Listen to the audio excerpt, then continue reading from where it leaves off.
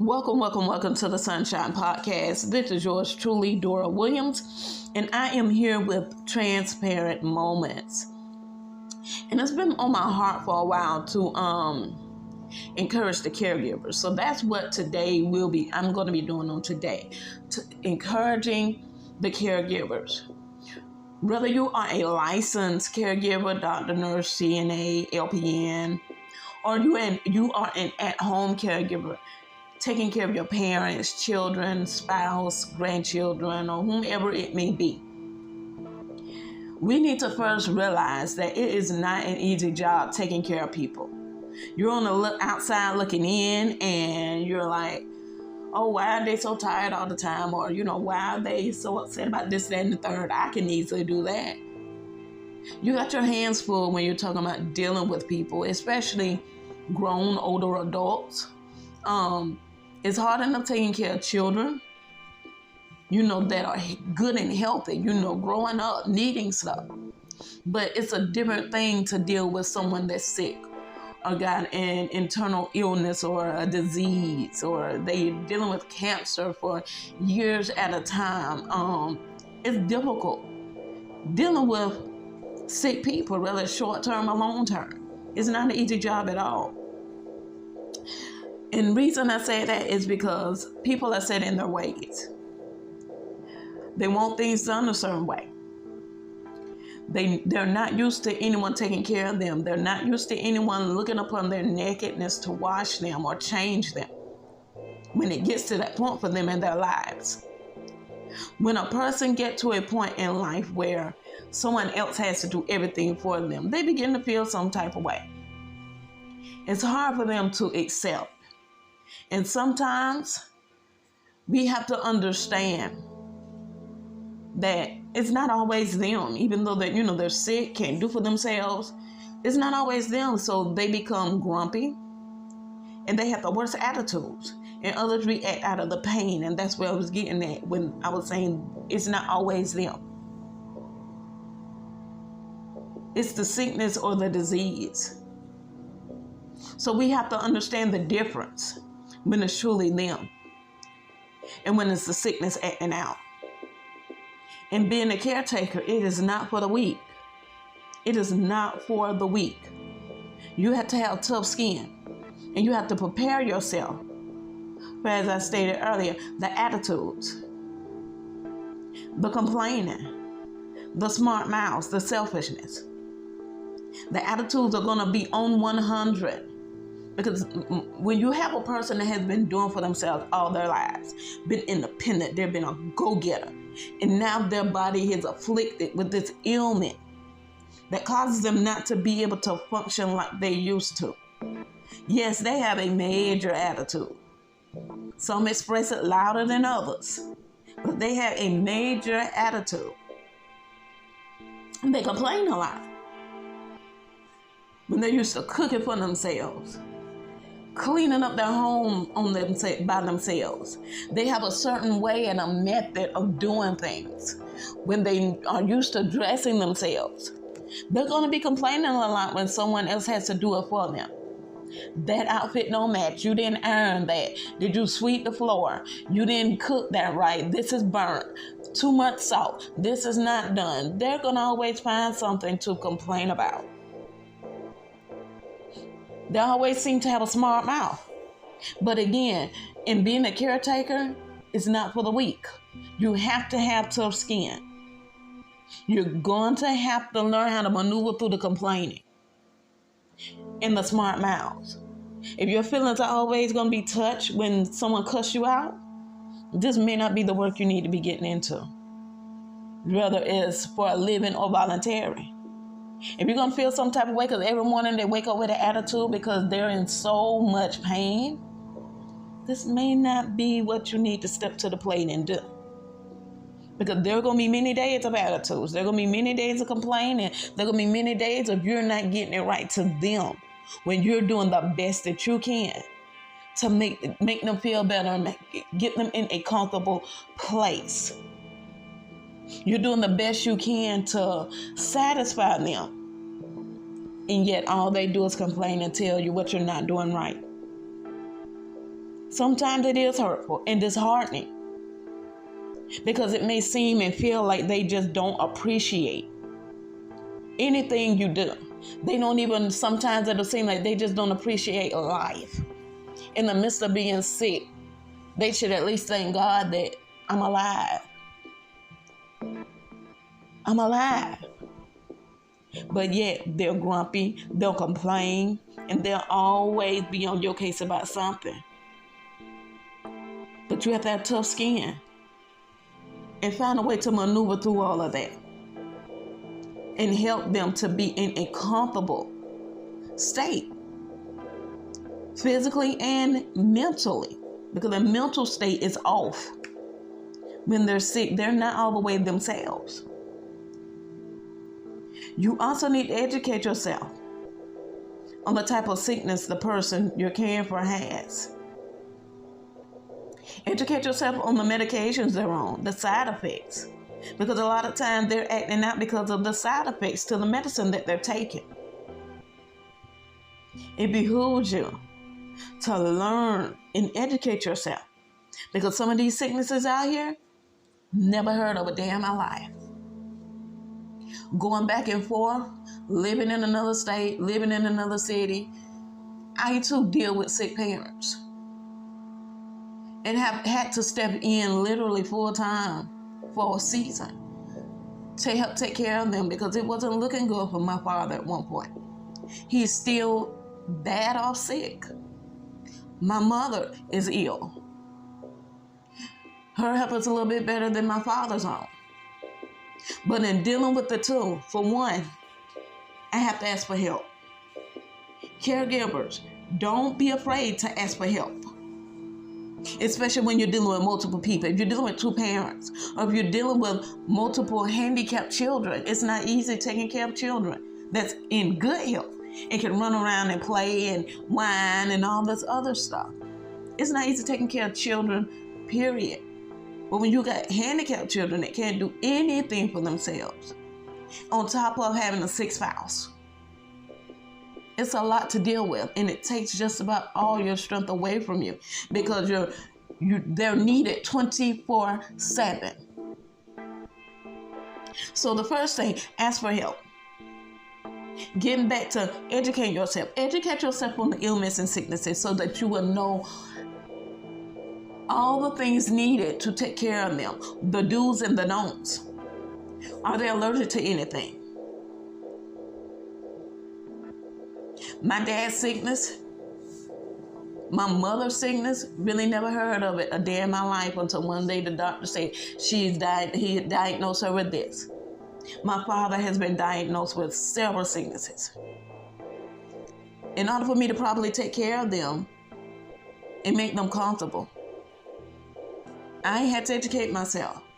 I'm not a nurse, I'm not a doctor, I'm not a CNA, I'm not an LPN, none of that stuff. I am not in the medical field at all. But I still have to educate myself on the type of sickness that they have, to know what they need to eat to better themselves physically, what they shouldn't be eating. What can they do physically to help get them back in shape, get their body back to where it needs to be physically. The medicines they take. Go to their doctor's appointments and the doctor calls out the name of a medicine and I'm just like, what is that? Learn the medicines. Learn the side effects of it. And then pay attention when they're taking this stuff. So if something's going on or the situation get worse, you can let them know, hey, this medication here is making them such and such and such and such and such. They're not getting better. They're actually getting worse. All of that is important when taking care of someone. So I encourage you to educate yourself on the type of sickness, medications, side effects, and then do your best to take care of them and making sure that they're doing what they're supposed to do. And caring for people. You need to make sure, caregivers, that you are well. I'll say that again. Caregivers, you need to make sure that you are well physically, Because taking care of people will take a lot out of you, especially if they're needed round the clock, 24 hours a day, 7 days a week. Mentally, it will mess with your mental states in a bad way. Emotionally, you'll be emotionally drained sometimes with their attitudes. You're not feeling well, they're not feeling well. They have attitude, you got an attitude. They're complaining, you find yourself complaining. If you're sick and you're not physically well, you cannot give them the proper care that they need. This is why help is so important. If you don't have siblings to help take care of your parents, pray and seek out. Do your research and see if you can have a nurse come in. See if you can get somebody to come sit with you while you take an hour break, or while you just leave the atmosphere for a little while to do something for yourself. See if you can find somebody to train them on what needs to be done so that you can have a day off. You can't trust everybody to take care of sick people, especially your parents or your children or your spouse at that. But there is so much help out here, you don't have to do it alone. But you have to be in good health in order to take care of someone that's sick. You have to be strengthened and strong in order to take care of someone that's weak. Take a couple of days off to regroup, rethink. Go get a massage. Go on a vacation. Go do something for you in the midst of taking care of others. Because a lot of times we caregivers, we're committed to the cause because we love these individuals. That's why we do it. It's why we step up and do what we can. I'll drive 5-6 hours to get to my mother and father. And my sisters if need be. Years ago, I think it's probably about 10 years now, I was living back in my hometown, Folkestone, Georgia. My sister was leaving home to go to work. The other one had already gone to work. And I was planning on doing nothing. I had no plans but to get me some rest. We was all living together in the trailer, and they say they were gone. I say, okay, shut the door, make sure it's locked. I locked myself in my room and I rolled over, getting in my comfortable spot, ready to go back to sleep. When I got somewhat comfortable, I heard screams after screams after screams, and I'm just like, what's going on? These screams sounded like someone was running from a dog, because all of us, me and my sister, are scared of dogs. When I got up, because they went out the back door, and I got back there, I didn't see nobody running. All I saw was one sister standing looking frightened and afraid. And I'm like, what's going on? I see the other sister sitting on the step just screaming. I'm like, what has happened? She fell and broke her ankle. Called the ambulance, took her to the emergency room. They said it was broke. Long story short, she ended up having surgery. In the process, I tell you the truth, it was a rough one. She is a go-getter. She's used to doing for herself. She says she has a system of how she do things, a system. And I had to end up helping take care of her until her leg healed. She could not walk. She could not drive. She could not do anything. I had many restless nights trying to make sure, because at nighttime she'll be in so much pain. Couldn't sleep, so that means I couldn't sleep. Many times I just had to get away. Many times I had to get up and wear the next morning. End up calling out because didn't get no rest the night before. Trying to make sure she was taken care of. She wasn't a bad patient per se, but she's one that can't tolerate pain. So when she, kind of got a little snappish or whatever, I had to understand that's the pain talking. That's not her. That is not her. That's the pain talking. Even though I know she, at times can get her attitudes and she's set in her ways and, what have you. But that was not the time for me to snap back when she snapped at me. That was the time for me to say, okay, this is the pain talking. Let me see what I can do to make her comfortable. Whatever she needs, just get it done. It took a lot out of me. A lot of times I had to call my mother and say, I need for you to come and sit so I can get out this trailer for a minute. So I can at least go to work for a couple of hours to keep things going until she get back on her feet to be able to work. My father would come. It's like, listen, she can't drive. I got to work. She needs to go to appointments. They made sure that when I couldn't be there, they were there for her. So this is what I'm saying. Get help. Don't try to do it all yourself. Don't get lost in taking care of an individual that you lose everything you have.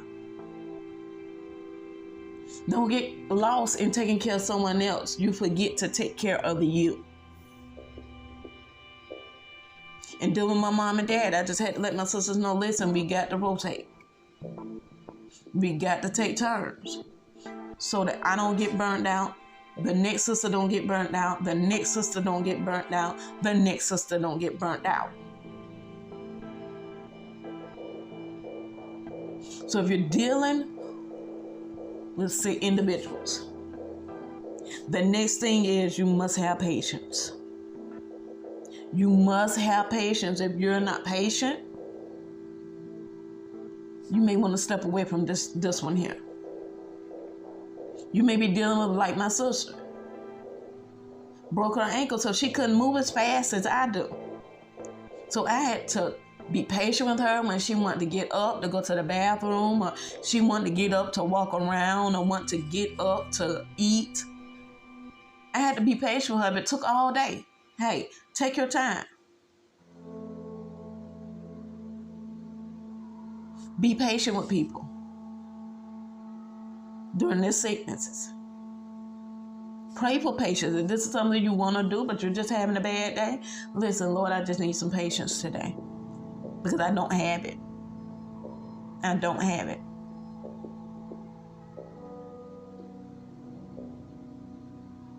So what I'm saying today is somewhat of an encouragement to you that you are doing a good job. You are doing the best that you can, even though if you don't ever hear thank you from your patients, if you don't ever hear thank you from the person that you're taking care of, understand that you are doing a good job. You're doing the best that you can. Take breaks. Find a way to get away from the atmosphere for a few minutes, to regroup, recharge, and go back in there and give it your all again. If you're dealing with a person that is sick round the clock, 7 days a week, 12 months out the year, you're going to have to take some time off for you. Period, point blank. You're going to have to. If not, you're not going to make it long either. You're not going to last long taking care of a sick person if you don't take care of yourself. Love what you do and enjoy what you do. It can be stressful, but you need to understand what it is to make the best of every tough situation. Brighten up their day. Find a way to turn their attitude into something positive. Find a way. They're saying they're having a bad day and I just don't feel good. Find a way to make it a good day for both you and them. When they're resting, hey, you rest. Just like they say when a woman has a baby, when that baby is sleeping, you need to sleep.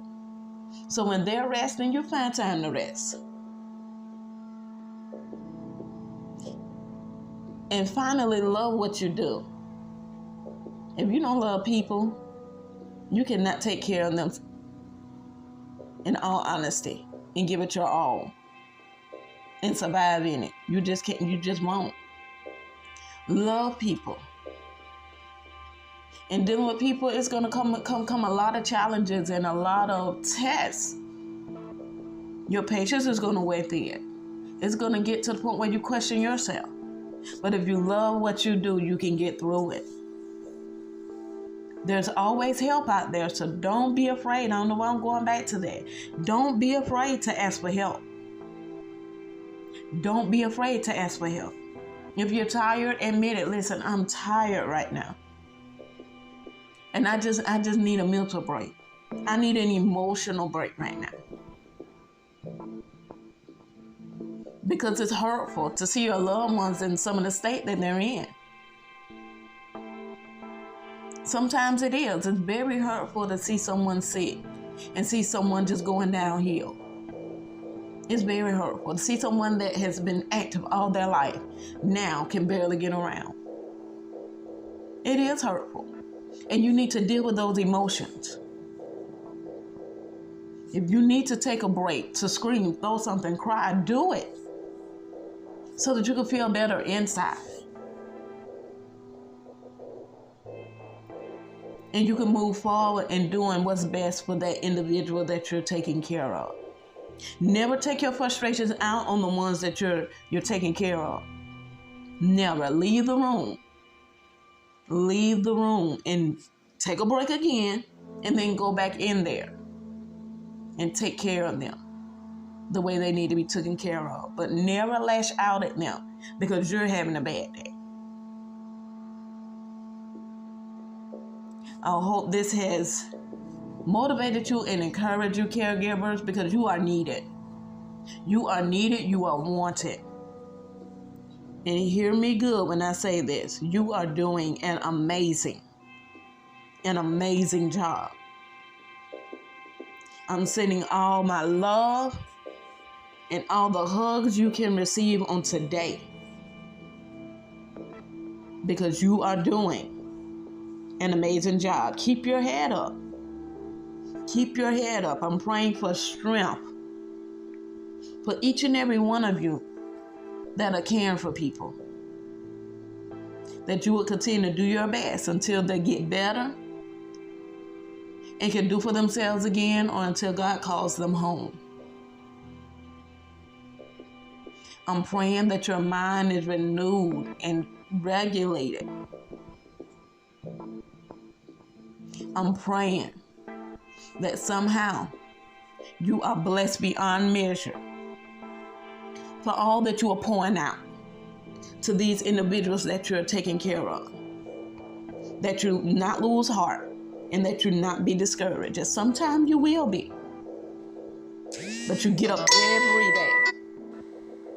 every day, and put your best foot forward and make somebody else smile.